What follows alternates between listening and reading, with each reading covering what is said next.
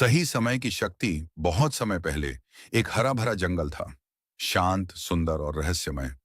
उस जंगल में एक ऊंचा टीला था, जहां रहती थी एक वृद्ध समझदार लोमड़ी। वेदिका नाम था उसका। वेदिका जंगल की सबसे ज्ञानी जीवों में गिनी जाती थी। वह अकेली रहती थी, लेकिन हर समस्या का हल जानती थी।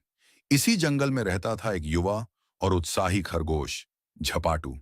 तेज दौड़ता था, मगर सोचने से ज्यादा दौड़ने में विश्वास रखता था। एक दिन जंगल के राजा हाथी ने घोषणा की, जो भी अमर वृक्ष से फल लाएगा, उसे इस वर्ष का सम्मानित सेवक घोषित किया जाएगा। अमर वृक्ष एक पवित्र वृक्ष था, जो नदी के पार खड़ी एक ऊंची चट्टान पर था। झपाटू ने जोर से कहा, यह मौका मेरा है, मैं सबको पछाड़ दूंगा।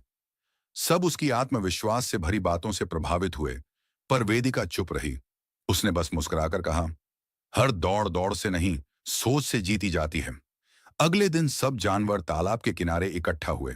झपाटू सबसे आगे खड़ा था, आंखों में जीत की चमक और चाल में घमंड। जैसे ही शंख बजा, झपाटू सरपट दौड़ पड़ा। वेदिका धीमे कदमों से चली। उसके साथ था एक छोटी सी नाव, रस्सी और एक टोकरी। झपाटू आधे रास्ते में नदी के पास पहुंचा, लेकिन पुल बह चुका था। पानी तेज था और गहराई ज्यादा। वो वहीं हांफता रह गया। वहीं कुछ देर बाद वेदिका पहुंची। उसने नाव को धीरे से पानी में उतारा, रस्सी बांधी और टोकरी में चढ़कर पार निकल गई।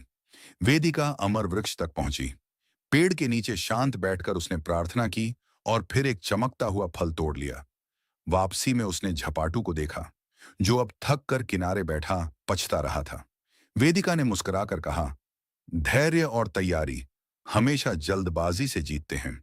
सभा में सभी जानवर तालियां बजा रहे थे।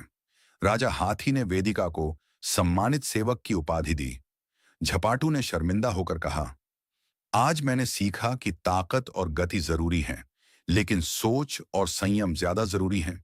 वेदिका ने कहा, युवक होना गलत नहीं, पर जल्दबाज होना मूर्खता है। सही समय पर उठाया गया कदम ही सही दिशा दिखाता है। उस दिन से झपाटू ने वेदिका को गुरु मान लिया। अब वह तेज तो दौड़ता था, लेकिन पहले सोचता था।